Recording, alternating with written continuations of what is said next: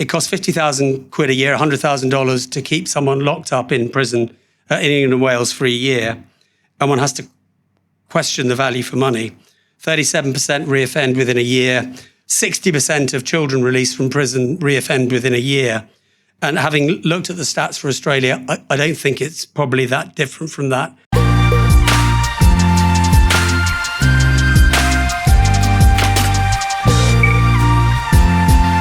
Well, ladies and gentlemen, a very warm welcome to the Centre for Independent Studies. My name's Peter Kurti. I'm a senior research fellow here, and I run the Culture, Prosperity and Civil Society program. It's a program that's concerned with broad questions of culture and civil society, as the title suggests. And the program is concerned with the context in which we live and work as Australians, the health of Australian society, and looking at the sorts of issues that inform who we are and the way we live. And an important part of that, I think, is our criminal justice system, our prison system, and what we do with people who break the law and who are sentenced by the courts to a period of confinement. Well, over the last 30 years, Australia has seen a long-term decline in rates of homicide, which is, as you know, the most useful indicator of trends in violent crime, simply because almost all cases of homicide are reported to the police. At the same time, rates of incarceration have continued to rise over that 30-year period, the period from 1994 to about 2022. And these rising rates of incarceration have prompted some critics, such as the Labour politician and economist Andrew Leigh, to wonder whether Australia is now living through a second convict age.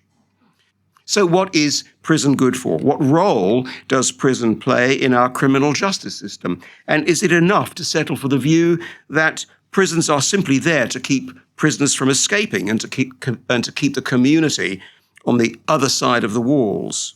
And what can Australia learn from other jurisdictions, such as the United Kingdom? Well, to consider these and other questions, I'm delighted to welcome Charlie Taylor to the Centre for Independent Studies and to Australia for the first time. Charlie Taylor was first appointed as His Majesty's, or Her Majesty's in those days, Chief Inspector of Prisons in 2020, and was reappointed as His Majesty's Chief Inspector in 2023. The Inspectorate of Prisons is an independent body which reports to ministers but operates independently of government.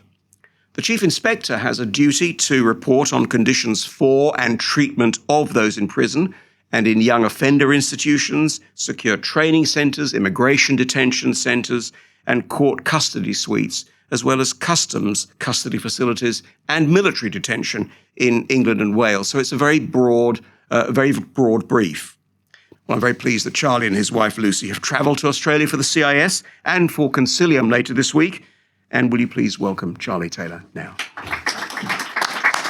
It's slightly surprising to be here today because not only is my former boss in Australia, Nick Gibb, who is the former Minister of Schools, who is also attending the conference as well and was instrumental particularly in improving standards of reading within English prisons, but also my current boss, the King, technically, is also in Australia at the moment. So, but it's a real pleasure to be here anyway. What I'll do very quickly, and I'll just talk for about sort of 15 minutes or so, I'll talk about the inspectorate that we run. I'll talk about the issues that we're finding over in the United Kingdom. And sadly, having spoken with colleagues from across Australia today, many similar issues that are being faced by prisons in Australia too.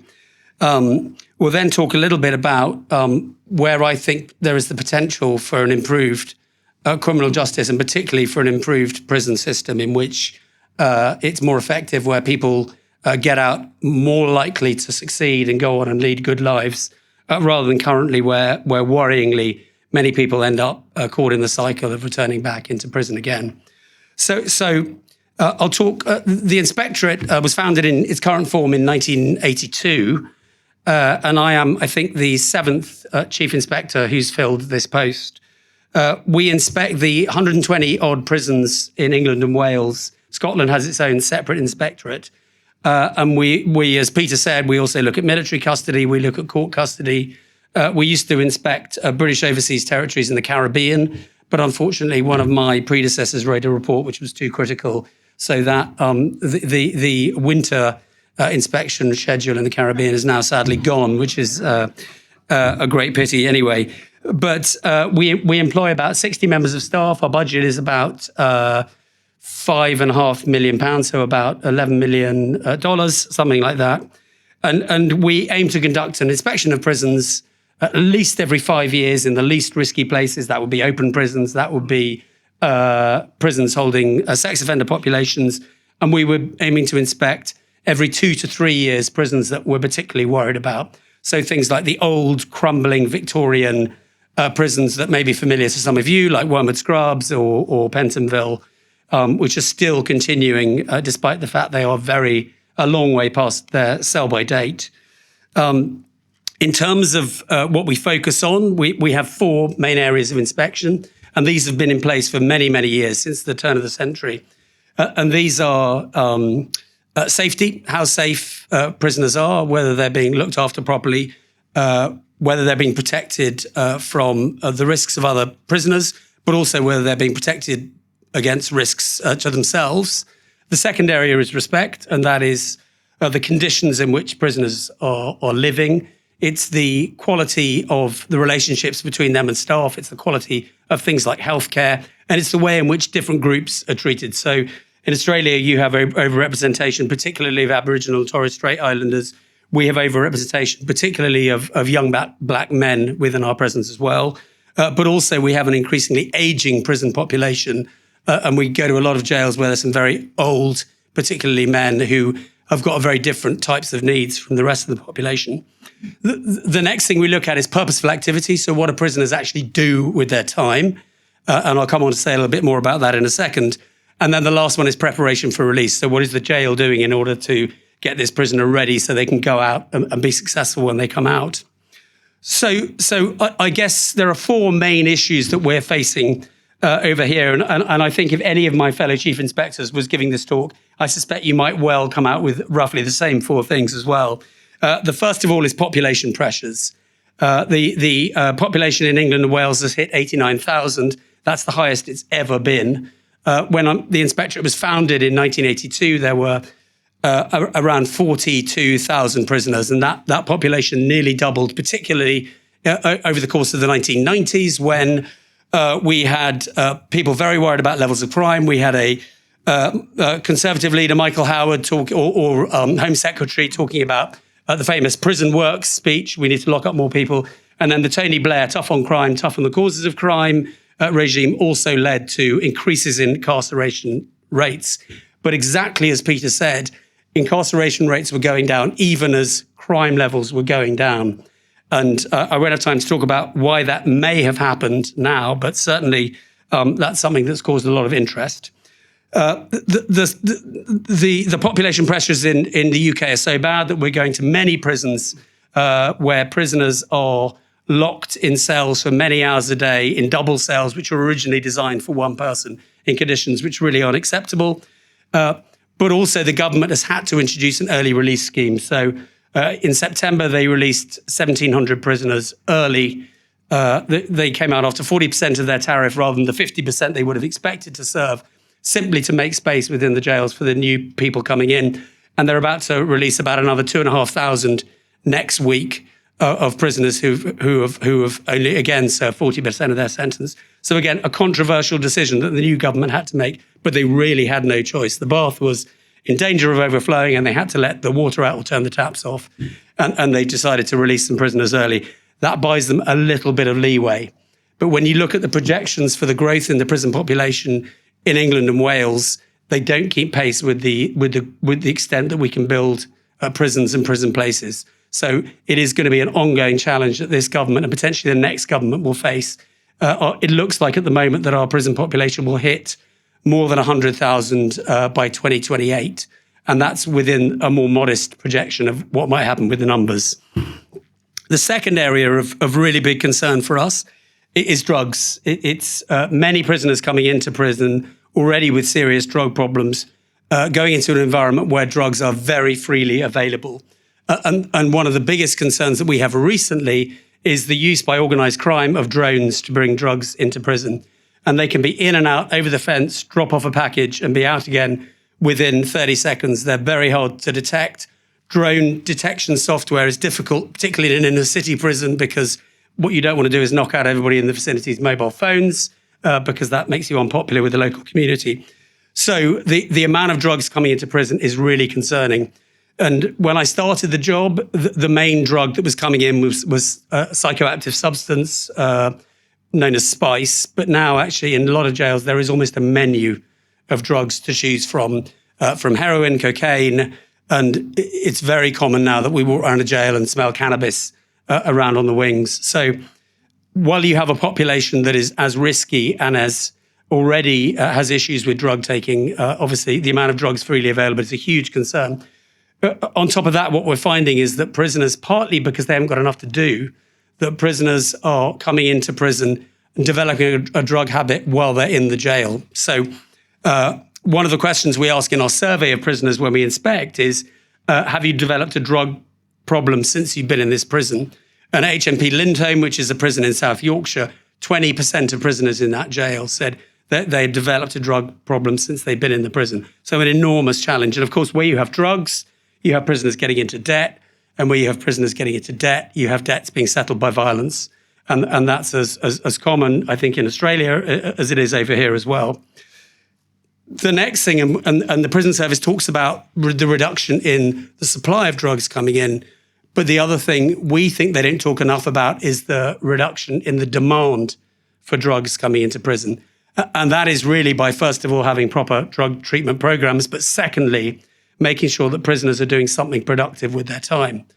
And what we find in many of the jails that we inspect is that prisoners sometimes are spending 22 hours a day locked in their cell. They're in there with a cellmate who they may or may not get on with.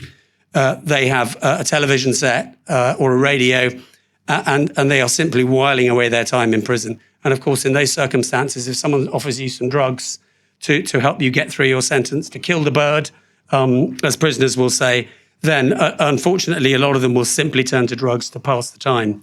So despite that, we often go into workshops that are empty, where there isn't enough purposeful activity going on. Many prisoners unable to read when they go into prison, and tragically still unable to read when they come out from prison. As a result of the work of Minister Nick Gibb, there have been huge improvements in the standards of children's reading in the last 5 or 10 years.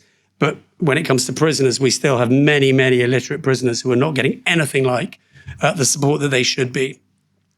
And then the last thing briefly to touch on is just the conditions that many prisoners are finding themselves in. Very often they are locked, as I said, into Victorian cells, leaking roofs. We have a lot of photographs that we take of various types of vermin, whether it's pigeons, whether it's rats, whether it's mice, whether it's cockroaches, getting into prisons. So really, some of the environments we inspect are just simply not fit for human habitation. And the idea that you put someone into that environment and you expect them to become a reformed character when they come out is simply fanciful. So those are probably the 4 biggest concerns that we have. If you think of the objectives of a prison system is roughly, as Peter said, to punish, to deter, to protect the public and to rehabilitate, well, we're really good at the punishment bit. We're absolutely nailing that. We're getting it right. If you think treating people badly and putting them in very poor conditions is the right way to do it. In terms of deterrence, I think the evidence on the effectiveness of prisoners as deterrence is the jury is out anyway. When it comes to protecting the public, well, while people are locked up, we're certainly protecting the public. If you don't take into account the amount of assaults and violence that goes on in prisons, including the assaults on officers who should have a right to go to work and feel safe as the rest of us. And that leads me on finally to rehabilitation, where there is a real question mark with most of our prisons about the extent that they're able to do rehabilitation. Having said that, there are some really outstanding prisons who are able to do the rehabilitative work, that are able to get prisoners out of their cells into the sorts of education, training, skills that will help them to go on to be successful when they come out. So in terms of what we would want to see in the future, there was a sociologist called Robert Martinson who was commissioned to work out what worked in prisons and how you made them more effective in America. And the title of his report was Nothing Works. And actually, he rode back from that position over time. And when I was doing my review of the youth justice system, actually, there are quite a lot of things that work, but the moving parts need to work together very closely. So the first thing that we need to see better is staff and improvements in staff and their relationships and their training. And prison officers in England and Wales get 6 to 8 weeks training before they're walking on doing what is an incredibly difficult and highly skilled job. And it's unsurprising that the attrition rates of new staff are very high. And so improving the training, improving the way in which they are able to form good, healthy, authoritative relationships with the people in their care in order that they're supporting them on the journey out is critical. The second is the treatment for drugs and the availability and bearing down on the availability of drugs, but critically drug treatment that is really effective. And that means having specific wings for drug addicted or alcohol addicted prisoners and supporting them onto a proper desistance program, which helps them to get out. Again, there are some notable exceptions who do that very well in England and Wales. And then the final thing is about having people who are work ready when they leave the prisons, so that there's no point in someone spending a prison sentence as a wing worker who simply pushes a mop around for an hour a day in a sort of pastiche of any sort of cleaning job, leaning on their broom and chatting to people as they go by, because actually the expectations of them are so low. So having prisoners who are genuinely work ready, and we see this in our best open prisons where prisoners on their way out are getting very well looked after. But ultimately the question, I think, for us, if we can get that right, is that we need to bear down on the reoffending rates that we have. It costs 50,000 quid a year, $100,000 to keep someone locked up in prison in England and Wales for a year. And one has to question the value for money. 37% reoffend within a year. 60% of children released from prison reoffend within a year. And having looked at the stats for Australia, I don't think it's probably that different from that over here either. So at the moment, there is an enormous cost to the taxpayer. There's an enormous cost to society of failing to do the rehabilitative work. And I'm not suggesting that we can sort out every prisoner, but if we could just get that reoffending rate down by 2, 3, 5 more %, it would make an enormous difference to the lives of those prisoners, but most critically to the lives of people in the community where they have the potential to go on and cause mayhem, or the potential to go on and lead successful lives as good citizens. Thank you very much. Charlie, thank you very much for those remarks. I'd like to begin, actually, by picking up that image of the overflowing bath. Letting some of the water out. I mean, that's been something that's been covered in the Australian press, so we know that Britain is letting prisoners out, as it were, to ease, to bring the level of the bath water down. Yeah. But what about those taps? It sounds as though the taps have been going because of the political desire or the political will to ensure that the flow doesn't ease. You mentioned Michael Howard, of course, Tony Blair's famous remarks at the Labour Party conference, all to win votes. Unless the political will to do something about the rate at which the tap is flowing changes, what are the prospects for reducing the numbers of people sent to prison? There are 3 reasons really why our prisons have got more full. The first is the remand population has grown, and it's grown to about 20%, not as high as I think 47%. Was it here, Fiona? But the remand population has grown from historically about sort of 12 to 14% of the population. It's grown a lot, and that's partly because of COVID backlogs, but it's now become almost endemic and will take a long time to sort out. The second is prisoners being recalled to custody who have failed and breached some of their conditions of release. And then the third thing, which is going to be the longer term driver of prison population, is sentence length and the amount of time that people are getting sentenced for. So, for example, the average life sentence that a prisoner would serve for murder, if you went back 20, 30 years, was about 14 to 16 years. It's now over 20 years. You regularly...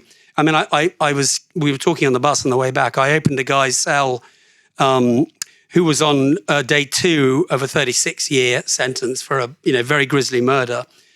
But I happened to then look back later on at the Cray twins, who were a notorious, people of a certain age will remember them, a notorious pair of gangsters who committed murders and were racketeers in London. They only got 30 years. So there has been a sea change in terms of sentencing policy.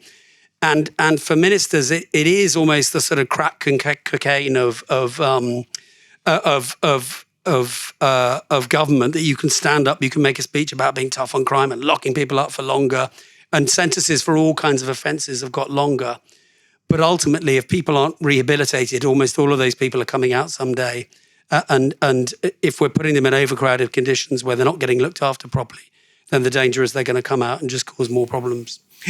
As part of the research that we've done here and looking at the prison system in Australia, or in a number of jurisdictions, it seems that one of the real problems that drives rising rates of incarceration is the imposition of mandatory sentencing, which, of course, again, is something that's driven by statute, driven by Parliament.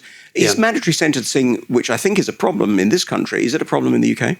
Yes, certainly. If you talk to judges, they will say that their hands are tied more than they were in the past. So they have less discretion when it comes to sentencing, and that there's a handbook of sentencing, and actually they're often quite boxed in.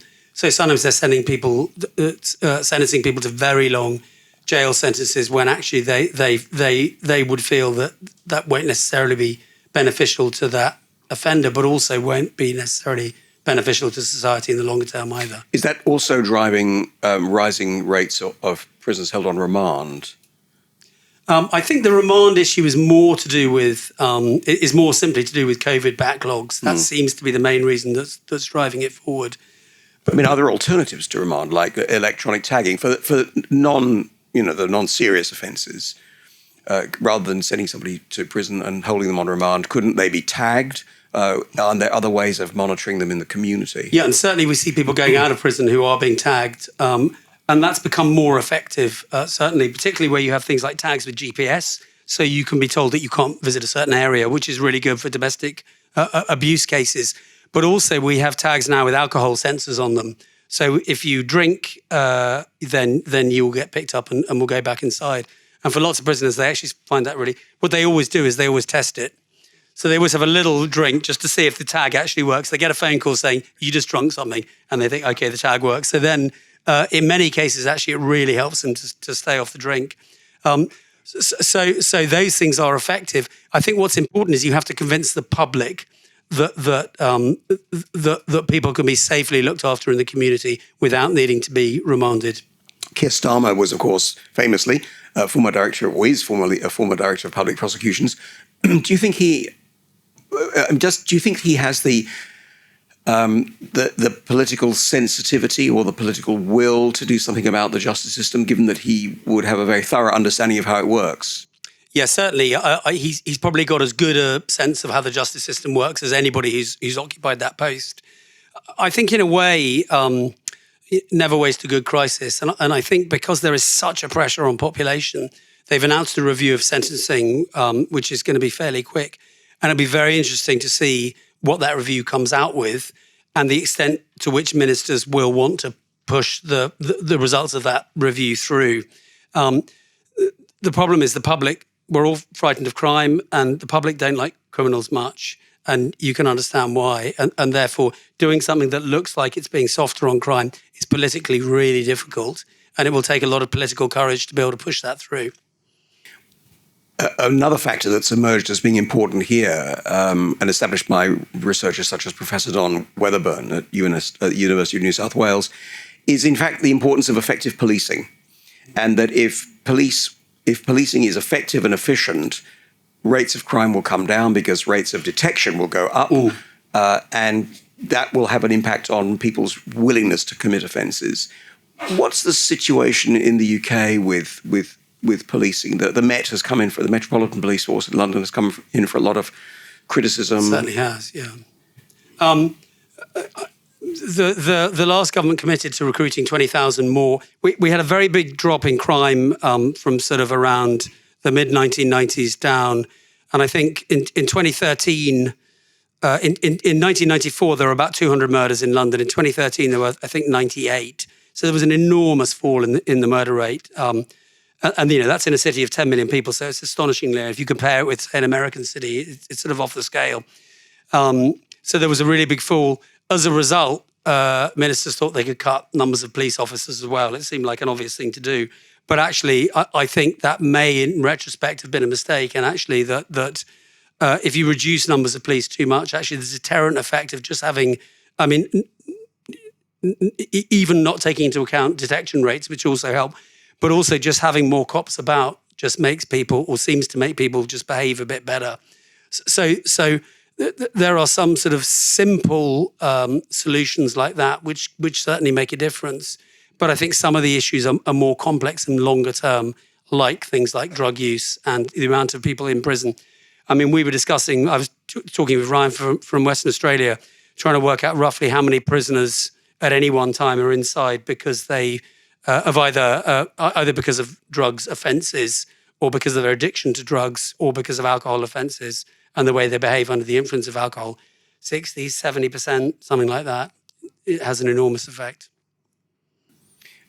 What about staffing in prisons? I think in this country, it can be a problem getting staffing. We heard about that today at the Hunter Correctional Facility. Is staffing a problem in Britain? If so, how do you see that being addressed? Yes, certainly. One of the things that's happened is a lot of very experienced staff left the service over the last sort of 10 years or so. There was a voluntary redundancy scheme which had a really big effect, and lots of guys in their sort of 40s and 50s went. But also there used to be a very strong pipeline into prisons, which was people leaving the military who would do their time in the military and then would come into prisons. Now, they may have been a bit rough around the edges. They might not have been perfect prison officers, but they were confident. They had a bit about them. They were used to running a system. Actually, partly because our military has now become so small, that pipeline has reduced a lot. And so what we're seeing is people recruited who are 18 to 24 years old, many of people coming in, which means they're locking up prisoners who have been inside for longer than those people have been alive. Now, some of those people will go on to be brilliant prison officers, but they need more looking after. At the moment, you just get 6 to 8 weeks training before you become a prison officer, except in some of the private jails who train for a bit longer. And that certainly means that there is a gap between the needs, the abilities, the knowledge, the criminality of some prisoners and the skills and the ability and the capability of many of the prison officers. And that gap is often filled by some of the chaos that we often report in our inspections. And one of the points that I think you've made is that, in fact, the role of the prison officer, the jailer, has not really changed over time. That whereas in other professions or other careers and in other working environments, the role has changed due to scientific and technological advancement. In locking up people, that hasn't changed.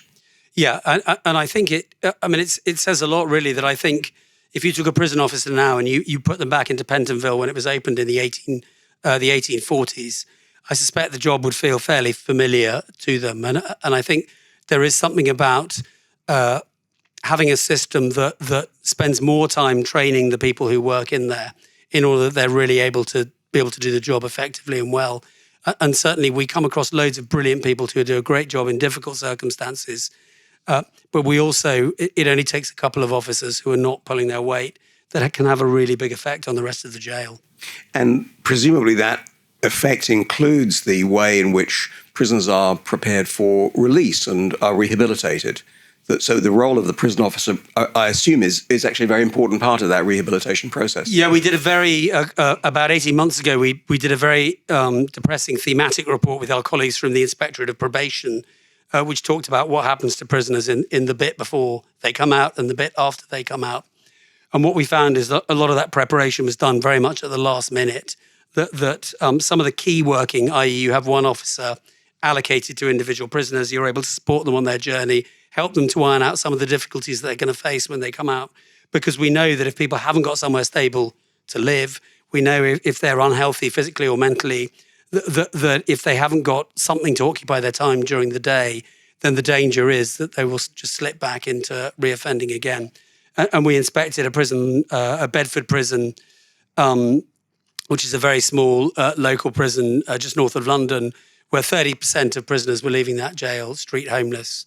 And the best that the jail was able to do was just simply to give them a sleeping bag as they walked out of the door. Now, many of those prisoners we know will be back in the prison, some of them even before the end of the week. We've had guys going out on the Monday and saying to us, I will see you before the end of the week, and being back on the Thursday or the Friday, we also, and I was talking to Paul about this just earlier, that we found in a women's prison style in just south of Manchester that the women were choosing to leave their property in the prison when they got released because it was the safest place to keep it, and they knew that they'd be back fairly soon anyway.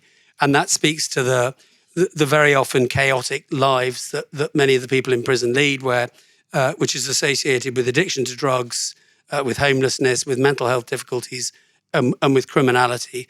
And therefore, going back to prison for some of those people actually represents, depressingly, even in conditions that are poor, it represents a safer place than when they're living out in the streets. The facility we visited today was a prison that placed a very great emphasis on the importance of work, and to the extent, in fact, that prisoners who couldn't work might well face the prospect of being moved away from the prison. I won't go so far as to say that it's compulsory, but there was a very high expectation, perhaps it is compulsory, that prisoners at the Hunter and similar facilities actually work as a means of preparing people for effective engagement in society when they leave. So they're equipped with a trade or with a skill or something that's marketable.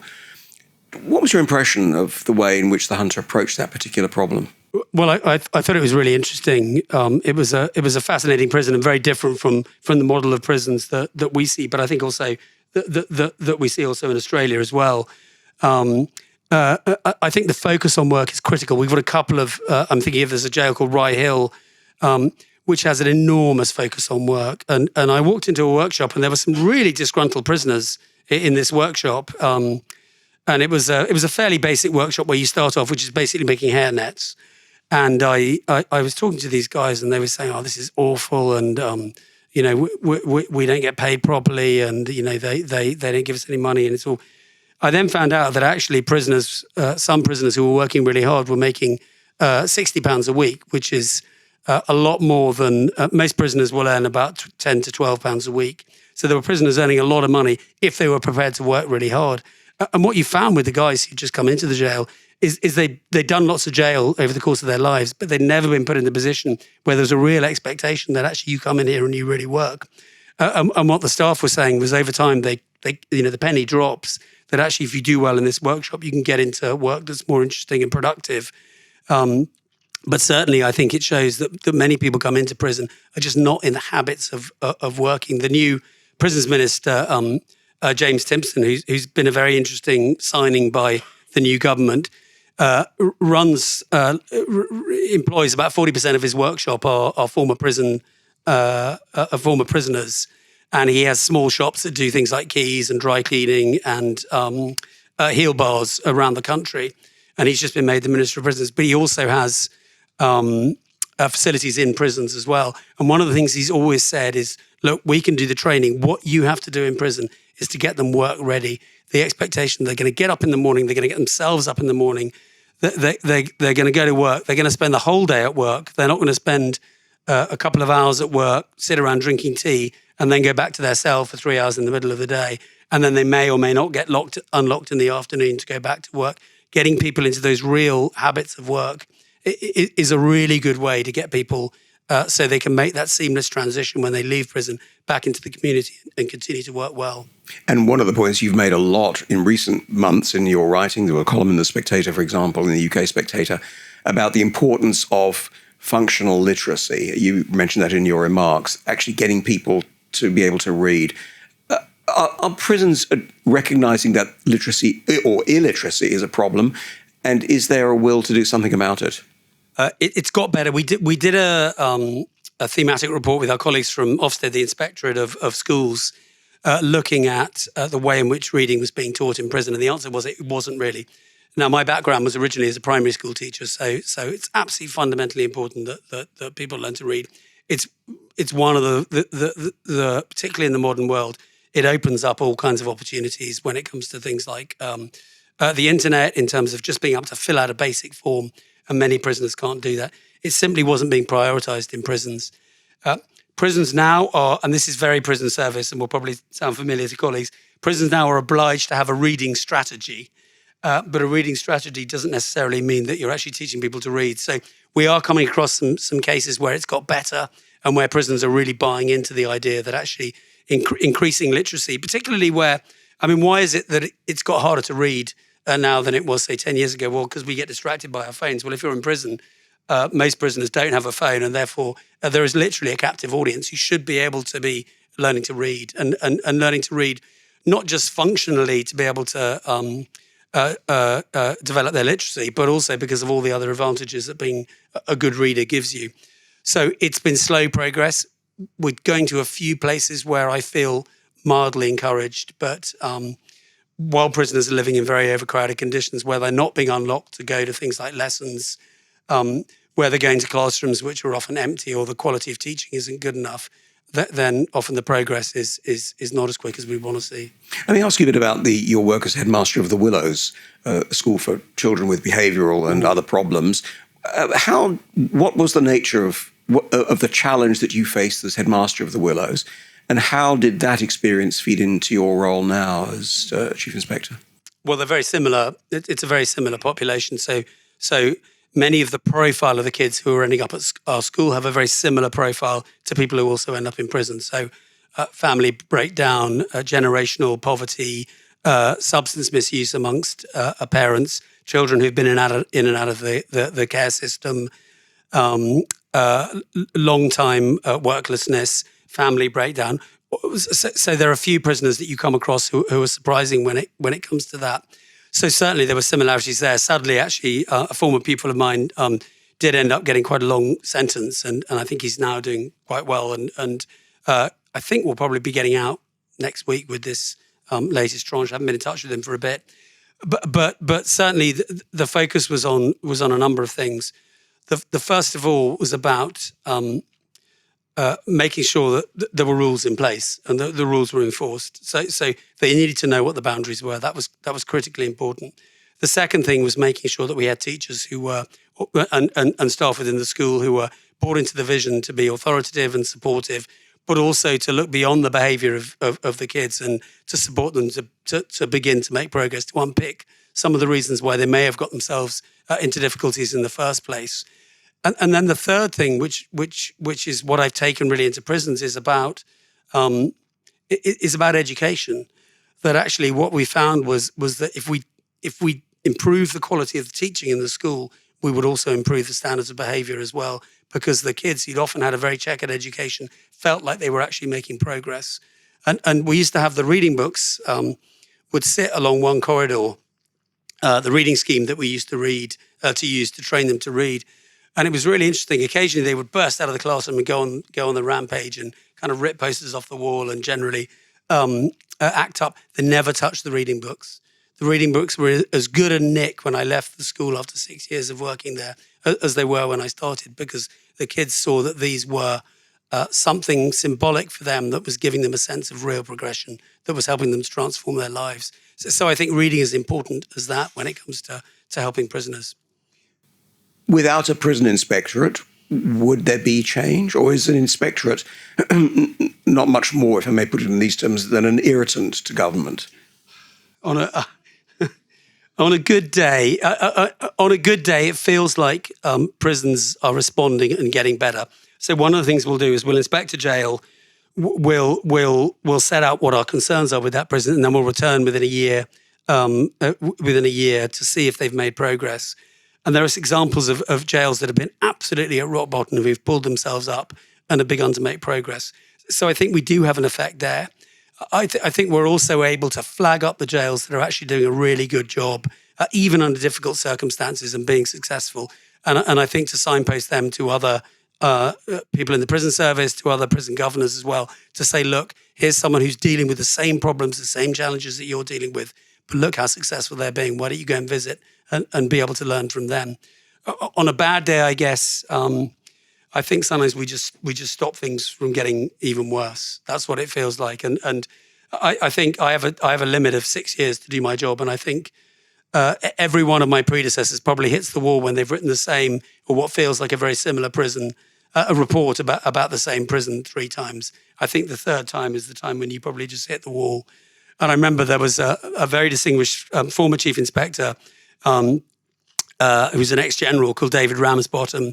And there was an inspection report that we put out about Feltham Young Offenders Institution. He said, look, before you look at that, before I look at your report, I want you to go and look at the report that I did on that jail in 1998. And I looked at the two reports, and honestly, you could have cut and paste a whole bunch of the stuff from one to the other.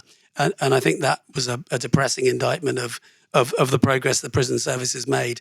And I think sometimes reveals the frustration that we as inspectors certainly feel in our role. Could you just describe briefly how the inspection process works? Because one of the things that interested me, that I've learned today and in the course of conversations with you and the other inspectors, is that prisons don't know you're turning up to inspect on the whole.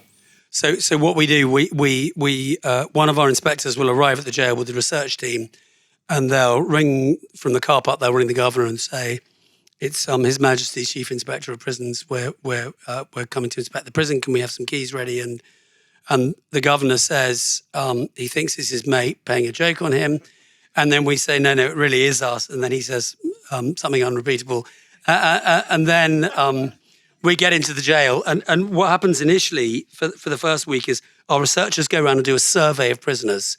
So we'll take a statistically significant survey of prisoners, and it's a really long survey, but about 70 to 80% of prisoners fill it out. So it shows they see some value in it. If they're illiterate prisoners, obviously we sit down with them and we'll take them through the questions, or their cellmate will support them with doing that. In the meantime, the inspector who's arrived at the jail will walk around the prison with a camera, taking photographs of the place, checking that they're not going to do some frantic cleaning operation in the meantime, and also just getting an overall sense of the jail. Then the numbers for our survey are crunched, and then on the following Monday, the main inspection begins. And that's overall with us, with our colleagues at Ofsted, the Inspectorate of Education, and with our colleagues who are inspecting the health part. There's about a dozen inspectors who are in the jail, and they'll be there till a Thursday. I'll arrive, or my deputy will arrive on Thursday. We'll then have a long and quite combative deliberation meeting with ourselves in which we discuss how we're going to score the prison against our 4 healthy prison tests. And then we'll go that evening and we'll feed back to the governor. If we're really worried about a particular jail, and we did this with HMP Manchester, formerly HMP Strangeways, you can change the name, but you can't always change the prison. We have a mechanism called an urgent notification, whereby if we go into a jail and we are really concerned by the standards, by the safety, by the decency in the jail, then I will write a public letter to the Secretary of State for Justice saying, here are the things that's wrong with the jail. And he or she then has 28 days in which to respond, and that is all done publicly. So it's a way of us at least being able to press a red alarm button on the Secretary of State's desk to say, you really need to fix this jail very quickly. Sadly, in recent years, we've used that power more often than we had done in the past, which I think says something about the pressures that the English prison system is currently under. You work in, as you said, in England, Wales and Northern Ireland. You've also had experience of working with colleagues in the United States. You stopped in Singapore on the way over. You've spent the day and tomorrow we'll spend more time with colleagues in Australia. What have you learned from international contact and comparison? Maybe too early to ask you? Well, no, I think one of the things really is the similarities, actually, the challenges that we face here and elsewhere. I mean, people will often... I went over to Holland, actually, which was very interesting, and I think they were spending about 118,000 euros per prisoner per year, which is about double what we spend on average to keep people locked up. And their prison population is proportionally much smaller than ours. I think we in Scotland vie with each other to have the highest incarceration rates in Europe, but I think Australia's incarceration rates are even higher than ours. So we are to some extent addicted to prison. We are addicted to very high incarceration rates. Similarly, people will also trot out Norwegian prisons as well, and I haven't visited there. In a way, it's a bad comparator because Norway has a very small population and it's also a very rich country, so things are just better funded there. But certainly there are some jurisdictions who lock up fewer people and don't appear to have higher offending rates than we do. Which begs the question, why do we lock up as many people as we do? It was Clive James, I think, who observed that half of Australians are descended from convicts and the other half are descended from jailers. And maybe that explains our predilection for locking people up in this country. I'd like to go to members of the audience for any questions that you have for Charlie. My question is about the selection of prisoners. So when they're sentenced, is it just a gamble of where they go, or are the ones that have got a better potential outlook, do they go to a better jail? How are they chosen? In theory, there are some specialist prisons. So there are specialist prisons for sex offenders. There are some prisons that specialise, for example, in life sentence prisons. We also have prisoners that are categorised in terms of their risk. So we have Category A prisoners who are the most serious, dangerous prisoners. Category B, who are prisoners who are often quite risky, but are beginning to make some to show some to reduce their level of risk. Category C, which is where the majority of prisoners spend their sentence, and then Category D, which are open prisons. So the first thing is that the prisoner is categorised about where is the right place to send them. And then there are some jails that have a specialism. So, for example, in terms of offering various programs. But at the moment, the pressures are so tight on the system that actually guys are just they'll come back from court and into somewhere like Wandsworth, a reception remand prison, and they'll be shipped out as soon as possible. And they'll be shipped out not necessarily to the prison that is best suited to their needs, but simply to the nearest prison that's got some space available. Thank you very much. I was interested in your comment about mental illness.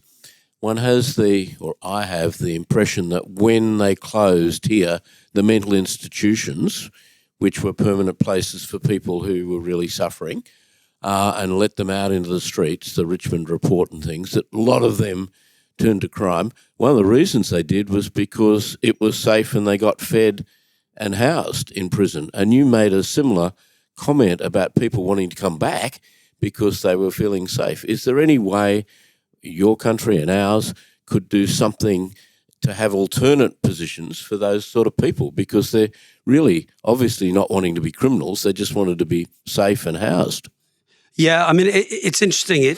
It happened in the UK, it happened in Australia, it happened in America as well. And certainly you saw incarceration rates go up as a result of that happening. There are some very unwell people who end up in prison who simply shouldn't be there. We wrote a report called The Long Wait, which was about the time it takes for people to be transferred from prison into hospital for those who needed treatment. And what we found in many cases, they're supposed to be transferred within 28 days. We found just 15% got transferred within 28 days. And one case, someone waited 400 days before they were moved to hospital. What it means is they're languishing in segregation units because they're often a risk to themselves and they're a risk to fellow prisoners and to officers. They're being looked after by people who are very often doing their best in difficult circumstances, but they're simply not qualified to be able to care for those people. And they don't have the powers that a hospital would have under the Mental Health Act in order to force someone to take medication if they were seen as a more extreme risk. But it isn't just that population who are the kind of tip of the spear, the most acute cases. There are also a lot of prisoners who are just mentally unwell. So they haven't got a kind of diagnosable condition. They're not schizophrenic. They're not. They're not suffering from bipolar, but they're just mentally really unhealthy. They are very fragile. And that often feeds into some of the offending type behaviour. So I'm sure over here, and I'm sure everywhere across the world, mental health facilities are often not able to treat people in a way that we want them to do, and therefore a fair proportion of those people sadly end up inside. And if I may, another quick one in terms of race. Does race come into it? I mean, Northern Territory have had a lot of problem with juvenile crime, not totally, but mainly by Indigenous people who have the same sort of issues of dysfunctional families and substance abuse and things. Is that reflected in any way in the UK?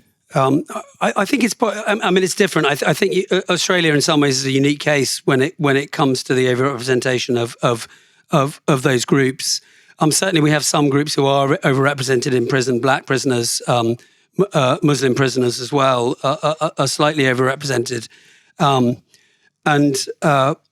The reasons for that overrepresentation, as they are out here in Australia, are often very complex and multifaceted. But certainly what we know, and we did a very interesting report talking to black prisoners about their experiences in prison. And certainly what they found is that very often they were labelled, if you were a black prisoner, there was an assumption that you were a gang member.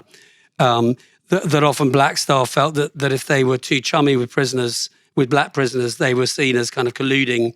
So some of them were kind of deliberately keeping themselves distant. So it's a really interesting report that tries to get under the skin and make some quite different sorts of ways forward in terms of thinking about race and the way in which we have a prison system that is more effective when it comes to people from all different groups as opposed to just some. Thank you. Lady I'm very concerned about rehabilitation. Now, there was a gentleman called Edward Isaac Dutton that was inconveniently and very unfairly imprisoned as a South African for illegal dealing in foreign currency in South Africa, which isn't a crime here. But he started a program of sports rehabilitation, tennis, all sorts of sports. He also sponsored, because he was a wealthy man still with resources, to bring in very good teachers from outside to teach them certain skills such as accountancy. A lot of these people are ADHD, so the drugs that some of them were taking were actually dexamphetamine, were proactive.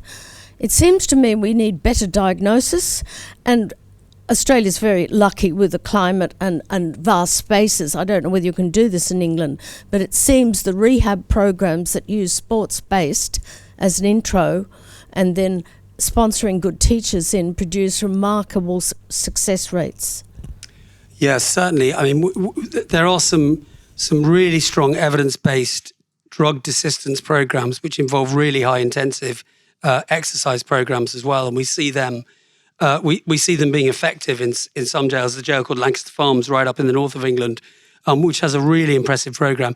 And not only does it do this very intensive exercise program, but also it supports people with housing when they come out, and they get gym membership when they come out as well. So they're able to kind of maintain that sense of physical health and well-being that comes from the endorphins that come from exercising, as opposed to self-medicating on drugs.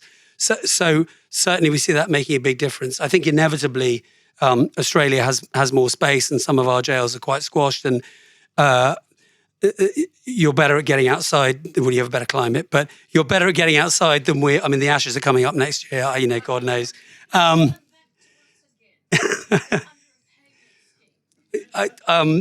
looking at my fellow chief inspectors. I'm not seeing a huge amount of enthusiasm for that particular, given some of the challenges. But well, actually, funny enough, the government was at one stage exploring the possibility of shipping some of our prisoners to Estonia because we were simply as a possible solution to running out of space. I suspect that's on the back burner now, but it hasn't been completely taken off the table. And I suppose we have seen some examples actually where the Norwegians put people into the Dutch prisons at one stage because the Norwegians were running out of space. So it has happened, and it was quite interesting, the research into what actually happened to those prisoners in there. When it comes to medication and treatment, what we find particularly with younger kids in prison is that they often have a condition that hasn't been dealt with. But also they're locked in their cells for really long periods of time. Well, as a father of, now not quite nearly teenage children, the idea that you lock them up in a cell for 18, 20 hours a day, and then at the end of it, they come out kind of burning with energy, and sadly, that energy is often expended in violence and fighting. So one of the best ways to help teenagers is just to knacker them out a bit. And sadly, our prisons just don't do that as well as they could do. Thank you, Paul. Charlie, thank you for this evening. It's been very enlightening so far, and I'm sure the rest of it will be as well. Like yourself, ex-teacher, and then went on to being a CEO trying to keep kids in homes or at least at home and at school. and now I'm working with the Prisoners Aid Association. And my question revolves around employment after someone is released from prison. Our mission is to get people who are released from prison to pay taxes. If that's my pitch, that's my elevator pitch, right? Because if we get them to pay taxes, which means there's a lot of support that goes along with that. It's like the tip of the iceberg. The return on investment is huge to the community. However, the challenge we have is that we employ people who come out of prisons internally, but then we partner with other organisations and try and get them a more permanent position within the community, whether it be with construction or whatever. Our challenge is, and I want to know how you handle it in England, is today to get a job in a hospitality, even in a coffee shop, you have to have a police check, right? And a working with children check, which of course, as soon as they see that, they go, sorry, you're unsuitable, or they make some excuse. Do you have similar situation in England? Yeah, we absolutely do. And I think the burden of a criminal record, particularly on people who, I mean, what we found is people didn't even realise they had a criminal record because they had a caution age 14 for possession of cannabis in the days when that would have got you a caution. They didn't know that a caution represented a criminal record from the police. And they would then apply, 10 years on when they sorted their life out, they'd apply to be something like a nursery nurse or go to teacher training. And suddenly out of the blue, the checks would come back and it was like, no, mate, no chance of that happening. There is a campaign in Britain called Ban the Box, which is getting rid of the box that in application forms that says, do you have a criminal record? Now, of course, there's some really risky people who we need to be very careful about managing their risk in the community. And you wouldn't want them being exposed to vulnerable people. But certainly it's just one of the hurdles that prisoners have to get over when they come out. I think there is an advantage at the moment, and we have such a labour shortage in Britain at the moment, actually, that there are lots of companies that are now putting their hand up and saying we would really like to take some more prisoners on. So we're seeing that in some hospitality industry, in some factory work. We're seeing it in some retail work as well. So there, and also in construction. I mean, London is just a giant building site, and so there are lots of jobs available. But the critical thing is getting people job ready. And as you say, if they're paying taxes, they're earning money, and if they're earning money, they are getting the benefits of feeling like they're a successful member of society rather than someone who has this self-image of being hopeless and caught in the cycle of crime. So just to hone in on what you said, I think the research is pretty clear, and you've certainly spoken to it, that the best economic outcome and social outcome is diverting people away from custody early on where you can. Would argue the next best economic outcome is where people are in custody, we invest properly to support that sort of rehabilitation. Appreciating, I guess, public discourse around spending of money on prisons, how do we have a intelligent conversation with the population about the benefits of investing at that part of the justice system to break that cycle in a more effective way? It's a really important question, because I think if you went down to your local pub and you said, I think we should spend a bit more money on prisons and maybe a bit less money on the health service, I suspect you wouldn't last very long there. But I think the argument that I always make to people is, look, these people are coming out one day. And what do you want them to be like when they come out? Do you want them, lying on their sofa, watching television, ignoring their children, taking drugs, involved in criminality, making mayhem in the community? Or do you want them coming out and working hard, taking care of their families, taking their place back in society, going on to be successful? And if you want the latter, then you have to think about filling the gaps that so many people have when they go into prison. But it's interesting because youth custody in England and Wales, our population has dropped enormously from 3,500 in the kind of Blair years to around 400 at the moment. As a result, per child we lock up, we're probably spending a couple of $100,000 per child from it being about 70 or 80,000 when I started in this world in 2015. So we're spending a huge amount of money on locking children up. But actually, in terms of the impact that we're having, it's really poor in terms of.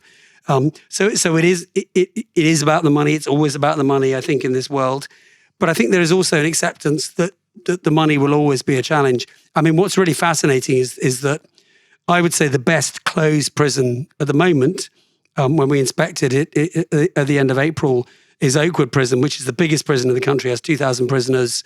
It was a new build in 2012. It's a contracted prison to a provider called G4S. Interestingly, that's also the least well-funded prison in the country. So I think the average there is about 16 or so £1,000 per prisoner per year. Now, there are some inherent advantages of economies of scale with the place, the maintenance of the building and things like that are easier. But I think there is also something about the rehabilitative culture that has developed over a long period of time with an incredibly courageous governor who's retired and his deputy who's now taken over as governor, which is really about investing in prisoners. And that jail wouldn't run if they didn't trust prisoners to be able to take responsibility, risk assessed and safely done, to be able to take responsibility to run parts of the jail. So it shows that the money is important, but it isn't always just about the money. I'm just interested in particular, you mentioned that the first thing your team will do when they go into centres is do a survey of the people who are completing orders. My understanding is that in the UK there's a charity called Use a Voice, which has given a voice to over 200,000 people completing orders and has then gone on to employ those people as well. What's your take on that as the inspectorate? Do you see that as a positive move? Or, have there been any risks that you've identified in that process? No, we're big fans of Use a Voice. Yeah. They actually helped us to, one of the things we developed recently is an easy read summary of our inspection reports, which are using infographics and much simpler language. Actually, I think we could almost get rid of our main reports and just put those out. So Use a Voice is an organisation that we often are in contact with, and they've come along to our staff development days. And particularly with prisoners with learning difficulties. And I think it's worth just being clear that, there is a fairly high proportion of prisoners who do have learning difficulties who are not going to go on and be doing open university degrees and flourishing. But actually for those people, and Use a Voice does some really good work supporting those people in order to be able to get employment that they're able to cope with, that get them into the right sort of supported accommodation, again, can help to transform the lives of those people. So, we think it's an excellent organisation. I think at the outset, Peter mentioned that murder rates or homicide rates are at a very low level or declined to some considerable degree. But also incarceration rates have risen quite high. But to what extent does the murder rate correlate with incarceration rates, not for crime in general, but for murder specifically? Is there no correlation, or is there a correlation? I don't know. I'm maybe not able to assist me there, but yeah. It's one of these areas that you can go down a massive Google black hole on this. Yeah, it's really fascinating. Yeah. How effective is prison? Actually, if you look at reoffending rate, politicians have taken credit for reductions in, you look at America, incarceration rates went through the roof, and the Bill Clinton bill in, 1990, I think. And in Britain, we saw incarceration goes up. Over here, we've seen incarceration goes up. And it's correlated to some extent with falls in crime as well. I think what's important is that if you get a load of bang for your buck in terms of societal cost and money saved by locking up really dangerous people, there's lots of value in being able to do that in terms of the effect on society, really risky, really dangerous people. But imagine if you locked up people for going through a red light. If you decided that was such a serious offence, you were going to incarcerate for that, you'd get a really poor return on your investment for that, because you'd be taking out decent, hardworking people who were, paying their taxes and everything else and putting them in prison where they were being unproductive.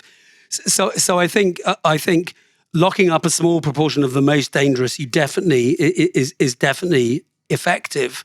But I think when you have a long tail of people who are getting into prison for relatively for less serious offences, I think that does have an effect.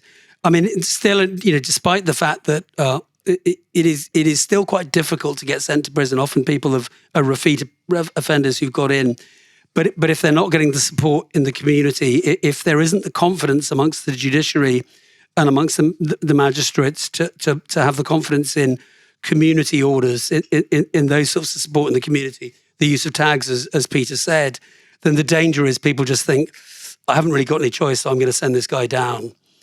But of course, the risk then is that ultimately he or she will come out and potentially be worse than when they went in. Just a brief follow-up question. To what extent then, if as you say, you get a lot of result for locking up the really nasty, violent people and for a long time, to what extent then should we be locking up people for drug offences when they cause harm to no one but themselves? Yeah, I think if you look at for example, the women's population, I think something like 60% of women are locked up for a non-violent offence. And there are about 4,000 women locked up in England and Wales, so quite a small percentage of the population. Now, some of those non-violent offences are people who've committed very serious So, for example, people involved in big-time drug dealing, again, you would want to have a prison system that was deterrent for those sorts of people. But there's quite a long tail of people. I mean, we used to lock people up for not paying their TV license. That's now stopped. But it is still the up until recently where it got decriminalised. But it was still the biggest cause of criminality amongst women. About 70% of all offences committed by women was not paying the TV license, because when the inspectors ring the doorbell, But there's been a change to the way that happens with the BBC and funding. But certainly there are lots of prisoners who are not violent, who haven't committed violent offences, and I think there is the potential for some of those people, if you can convince the community that they will be dealt with in a way that's robust and the community feels protected, that can work. The other thing is very short sentences. We got a lot of people going in for months, less than a year. You talk to any prison governor and you say, what good can you do for someone if they come in for 3 months? Well, they say they arrive really unsettled. They do a month when they're reasonably settled, and then the last month they're gate happy because they're going to get out, so they unravel again. And so you make no progress with those sorts of prisoners. So I think one of the things that the Sentencing Review of the government is thinking about, and this is not an area for us, and we're always very careful not to offend the judiciary when it comes to sentencing, but one of the things they will think about, I suspect, or what will be on the table is short sentences, and whether short sentences really add value. But if you're going to not have short sentences, you have to make sure that the public is confident in whatever solution you propose. Otherwise, you'll get the pressure on ministers again to turn the ratchet. I have a question. I just wonder, in Australia, the remand population is more than the sentence population. What is it in Britain? Is it more or less? It's about 20% in Britain, so it's less. I think it's nearly 50% in some parts of Australia. So the population is much lower, yeah.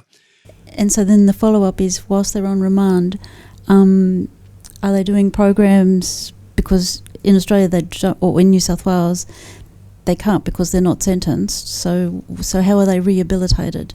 Yeah, it's a really big issue, and there is sometimes an assumption in you can't force you can't force remanded prisoners to work. There is an assumption that remanded prisoners don't want to work. I think that's usually nonsense. Actually, most remanded prisoners really want to get out of their cell and be doing something and be keeping busy. But also our big concern is that people will be remanded for so long that when they go to court, they're released directly from court. So they've had no support on the journey. They're leaving the prison, very often going out homeless. They don't even get the 80 quid that most prisoners get when they come out. So they'll get a travel warrant to get them home if they've got a home to go to. But of course, if you've got someone who's in for something like domestic abuse, they're released on time served because they've already served their sentence in advance of the court hearing, and they're released homeless. Well, where are they going to go? They're going to go and knock on the door of the former partner. So it's a real risk, I think, that if you keep people locked up on remand for too long, then first of all, their own faith in the justice system is very much denuded, and I think that's a risk for everybody. But also the danger that they're released directly from custody, having had no support at all, and are just going back into the community with the potential that they'll unravel very quickly and potentially commit serious further offences. Just ask you a final question, if I may. In the last 20 years or so, we've seen a lot of people sentenced to prison for terrorist-related offences. and in particular Islamist terrorism. The UK government has tried various kinds of rehabilitation programs. Prevent is one of them. And in this country also, the criminal justice system seeks to try to address that particular aspect of rehabilitation. How, I mean, it's a big question, but how well served by the prison system are people who are convicted of religiously motivated terrorism offences, where it's not just a political objective, as it was, say, with the Irish conflict, but there is an ideological, a religious, a theological conflict. How well does the justice system serve those sorts of prisoners? It's very interesting. There are some very deep custody, which is called separation centres, and these are for prisoners who are not necessarily a physical risk to other prisoners, but they are they're considered very dangerous because of their ability to radicalise. And what we sometimes see is when one of those guys is on a wing, then suddenly you'll see people not allowed to cook bacon on the wing, that people are having to shower wearing their underpants, that prisoners are getting bullied into, for example, converting to Islam. And some of those people are connected with organised crime as well. So it's kind of organised crime with a kind of, when it's convenient, religious side to it. There are some who are very religious, very, there's one who's learnt the entire Quran, who's in a closed separation centre in up north. So there's a real spectrum between people who are really fanatical terrorist types and people who have got sort of pulled along, particularly through gang type activity. I think when it comes to assistance, there's been lots of discussion about this. How do you de-radicalise people? And I think often prison imams are in a very difficult position because, to some extent they work for the man, and therefore the more radical prisoners don't always want to engage.